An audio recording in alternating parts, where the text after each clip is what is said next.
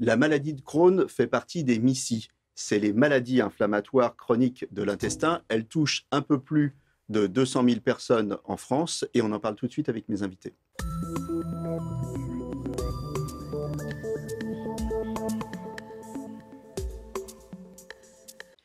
Alors, je suis aujourd'hui avec le docteur William Beribi. Vous êtes gastro-entérologue et vous êtes l'auteur d'un pavé, on peut dire, d'un ouvrage qui s'appelle Diagnostic et thérapeutique, qui a l'originalité en fait de partir des symptômes pour voir quelle maladie on a.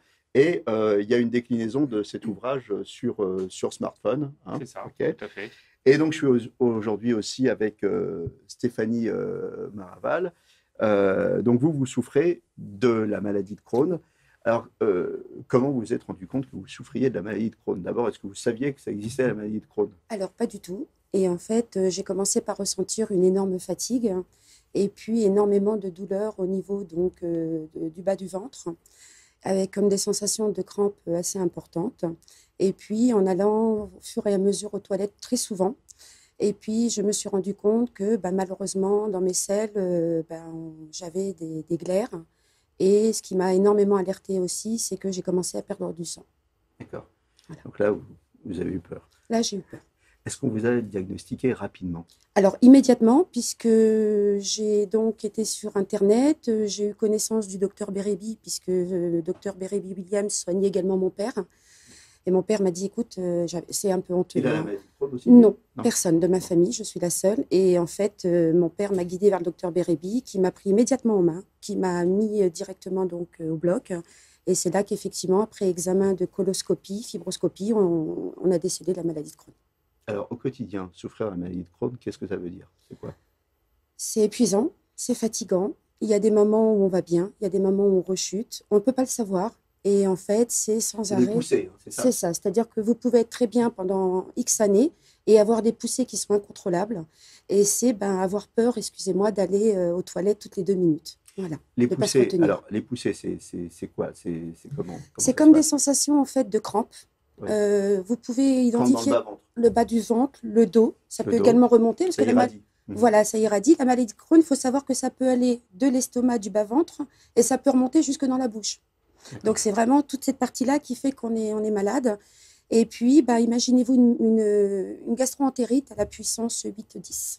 Voilà. D'accord. Donc là, quand on a une poussée, on ne peut plus rien faire. On ne peut plus rien faire. Donc comment on gère sa vie au travail, en famille? Eh ben, on apprend à vivre avec. On apprend à, quand on est malade, on reste à la maison. On essaye de faire en sorte que, au travail, on puisse être accepté avec cette maladie, ce qui n'est pas évident. Parce que, Globalement, ça veut dire des arrêts de travail des arrêts assez de fréquents. travail très fréquents. Oui. Très fréquents. C'est Et au quoi, à peu près, visu, ça ne se pour voit vous? pas. Mon dernier arrêt de travail a fait 1 an et demi. Ah oui, quand même. Voilà. Ouais. C'est pas anodin. Non, c'est pas anodin. Ouais. Et vous en avez eu. Alors ça, c'était vraiment une grosse poussée. Ça a été une énorme poussée, tout à fait. Ouais. Donc, ça se contrôle par des médicaments. Dans mon cas, ça a été très dur puisque tous les médicaments qu'on a testés avec le docteur Beribi au départ, malheureusement, je fais partie des personnes qui sont très allergiques. D'accord. Donc, tous les traitements qui ont été essayés au départ, malheureusement, j'ai été allergique. Alors chez vous, qu'est-ce qui marche? Alors, chez moi, ce qui marche au jour d'aujourd'hui et depuis presque 12 ans maintenant, voire 13 ans, ça s'appelle donc de l'Humira. Ce sont en fait des immunosuppresseurs. D'accord, Humira. Oui. D'accord. Et est-ce que y a des choses qui fonctionnent comme, je sais pas, la relaxation, l'hypnose, des machins comme ça? Est-ce que... Je ne vous cache pas que je ne fais pas tout ça. Voilà. Mais vous en avez entendu parler? Ça marche, oui, ça marche tout à pas? fait. Je ne sais pas. Je vous savez avoue pas. que, voilà. Ok. Pour moi, c'est dans ma tête. D'accord. Et je pars du principe que je suis très bien suivie par le docteur. Vous que- dites c'est dans votre tête, c'est-à-dire que vous pensez que c'est une maladie psychosomatique? Non, quand je dis ça dans ma tête, c'est-à-dire que pour moi, je me dis qu'il y a pire que moi dans la vie. D'accord. Et puis, je me dis que c'est un moment à passer, que j'ai maintenant l'habitude. Je suis atteinte de la maladie depuis l'âge de 28 ans. J'en ai 45 au jour d'aujourd'hui. Je sais que c'est à vie. Voilà. Et je sais que je suis bien soignée par le docteur Beribi. Et je me dis que voilà, écoute, tu dois passer par là, passe par là, et ça ira mieux. Et puis je me dis qu'il y a tellement d'autres personnes qui sont plus malades que moi que j'ai pas le droit de baisser les bras. Les associations, échanger avec d'autres malades, tout ça c'est Je important, l'ai oui. fait à un moment sur Internet. Je l'ai fait. Voilà. Et vous le faites plus? Non, je le fais plus parce que je me rends compte que quand les personnes sont très très malades, je me suis rendu compte que quand j'étais malade pendant 1 an et demi, ça m'a aussi touchée. Donc, je me protège aussi à quelque part. C'est peut-être égoïste, je ne sais pas de ma part, mais je me protège aussi également. Mais au jour d'aujourd'hui, je suis là aussi pour dire aux gens, surtout n'ayez pas peur de cette maladie. Je suis là et voilà, vous avez la preuve que tout passe dans la vie et qu'on peut la combattre. D'accord. Et au quotidien, encore une fois, quand on est une maman, quand on a une famille et qu'on a une poussée comme ça, violente, c'est compliqué, non? C'est très compliqué parce que vous passez votre vie aux toilettes, vous passez votre vie à souffrir. Et quand vos enfants vous voient souffrir ou votre mari, il faut leur montrer que tout va bien. Donc, il faut sourire. Je ne cache pas que je souris tous les jours. Je montre, voyez, voilà. Je suis Donc, comme vous êtes ça. courageuse. Voilà. Quelqu'un de très courageux. Et par contre, arriver le soir, ça peut m'arriver dans ma salle de bain de craquer. De craquer. Voilà. Mais bon. Quelle leçon de courage. Alors, docteur, non, je suis admiratif. Docteur Bérébi, alors on va revenir à des choses plus médicales. Alors, cette maladie, qu'est-ce que c'est? La définition de la maladie de Crohn, qu'est-ce que c'est? Alors, comme vous l'avez dit tout à l'heure, c'est une MICI, donc une maladie inflammatoire intestinale chronique. Donc, c'est une inflammation chronique en fait du tube digestif qui a plusieurs facteurs. La génétique, tout d'abord, avec des mutations qu'on connaît, qui ont été identifiées, mais d'autres qui aussi sont en cours d'identification.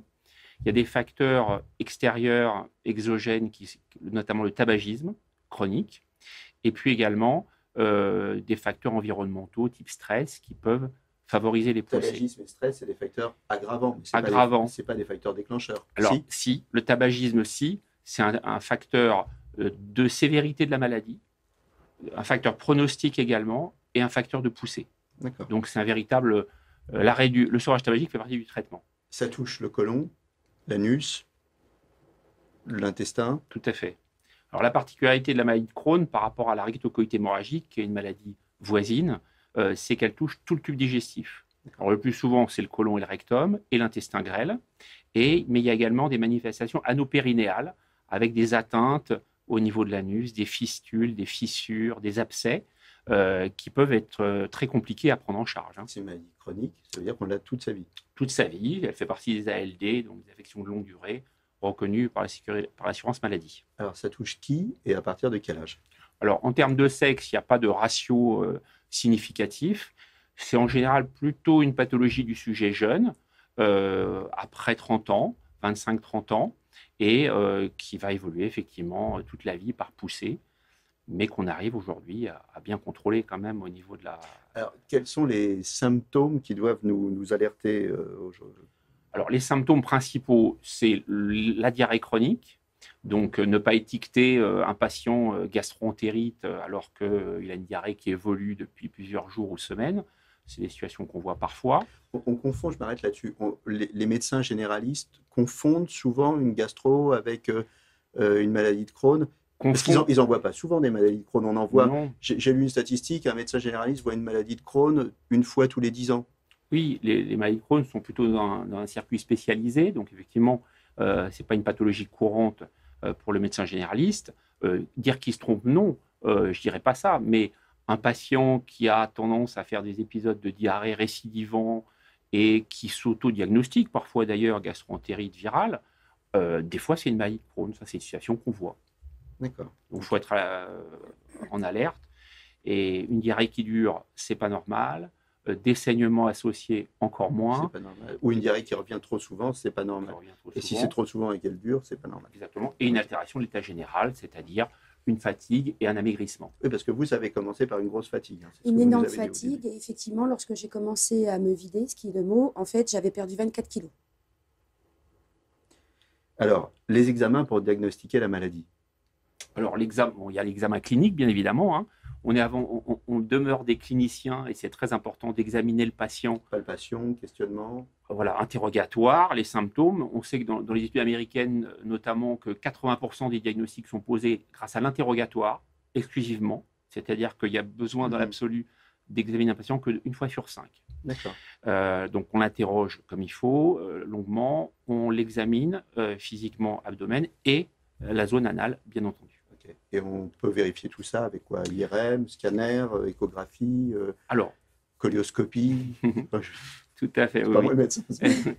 La coloscopie, c'est l'examen de base, hein, effectivement, qui va permettre de voir l'inflammation de la muqueuse, donc du côlon et du rectum, voire de l'intestin grêle. Les biopsies donc, vont être réalisées et permettre de confirmer le diagnostic avec certains signes spécifiques. Et puis, il y a également l'IRM, l'entéro-IRM, qui permet d'explorer le grêle d'une façon pertinente. Et enfin, il y a la biologie, bien évidemment. Il y a certains examens sanguins qui sont très en faveur de la maladie, comme la calprotectine fécale, par exemple, et également donc l'entéro-IRM, qui permet donc de voir le grêle et de préciser tout ça. Les traitements. Alors, les traitements, deux questions. Les traitements d'entretien, quand il n'y a pas de crise, et les traitements en période de crise. Alors, en période d'attaque, comme on dit dans notre jargon, on a donc, selon la topographie de la lésion et de la maladie, on va avoir et de la sévérité, avec les critères de sévérité là aussi très spécifiques, on va déterminer quel traitement est le plus adapté. Alors, l'échelle est large. J'avais donné un support visuel avec un algorithme qui permet de savoir quel traitement va être adapté aux patients. En fait, c'est un peu à la carte, si vous voulez. C'est-à-dire que selon le tableau clinique, le résultat de la coloscopie et les critères de gravité, on va déterminer quel est le traitement le plus adapté. Est-ce que quand on souffre de maladie de Crohn, il y a des contre-indications? Je crois qu'on ne peut pas prendre d'ibuprofène ou de choses comme ça. Tout à fait, c'est une excellente question. Ça fait partie de la liste de conseils qu'on donne aux patients. Donc, éviter les aspirine, ibuprofène et arrêter le tabac. D'accord. Est-ce qu'il y a un régime alimentaire adapté qui va faire qu'on va pouvoir éviter les poussées ou les minorés, voire ne plus prendre de médicaments? Oui, non. Il n'y a pas de régime adapté. Comme je l'ai dit, le tabagisme, l'arrêt du tabagisme, le sevrage tabagique, c'est fondamental. Mais il n'y a aucun aliment pris ou arrêté qui pourrait modifier l'histoire naturelle de la maladie. Les pistes de recherche aujourd'hui? Juste un mot, en revanche, en poussée, il faut éviter les fibres. Donc, régime sans fibres au moment des poussées. C'est tout. En dehors de ça, rien de... Les pistes de recherche aujourd'hui, c'est quoi? Juste un mot sur les traitements. Oui. Il y a les corticoïdes, bien évidemment. Mais il y a surtout aujourd'hui les immunosuppresseurs et la biothérapie, donc les anticorps anti-TNF, qui sont maintenant vraiment la pierre angulaire de la prise en charge thérapeutique. Et c'est ce cas comme traitement. Ces traitements, ils sont disponibles partout ou il faut vraiment aller dans des centres spécialisés? Alors, oui, il faut aller dans les centres spécialisés. C'est des médicaments dits d'exception, donc avec une ordonnance spéciale pour les prescrire. Et donc, oui, c'est en milieu spécialisé qu'on peut avoir accès à ces médicaments. Un ou deux centres spécialisés? Il y a l'hôpital Cochin, par exemple, et l'hôpital Saint-Louis. D'accord. Comment vous allez aujourd'hui? Bien. Bien? Oui. Malgré la maladie? Malgré la maladie. Qu'est-ce qui vous fait aller bien? Les traitements, le soutien du docteur Bérébi, qui est là, qui me connaît depuis l'âge de 28 ans, qui m'a pris en main, parce que ce n'était pas facile, puisque j'ai eu énormément d'allergies et que je rechutais tout le temps. Et au jour d'aujourd'hui, c'est vrai que sans le docteur Bérébi, peut-être que je ne serais pas là. Voilà. Je vous remercie tous les deux d'être venus pour témoigner sur la maladie de Crohn. Je rappelle donc ce pavé, ce bouquin diagnostique et thérapeutique, qui est super intéressant, qui ne traite pas que de la maladie de Crohn, mais c'est tous les symptômes qu'on peut avoir sur plein de spécialités. Et on trouve, en fait, on cherche le symptôme, mais on trouve la maladie, avec la petite déclinaison en application. Je vous remercie tous les deux. Merci. Et à bientôt pour un nouveau numéro de Capital Santé. D'ici là, portez-vous bien.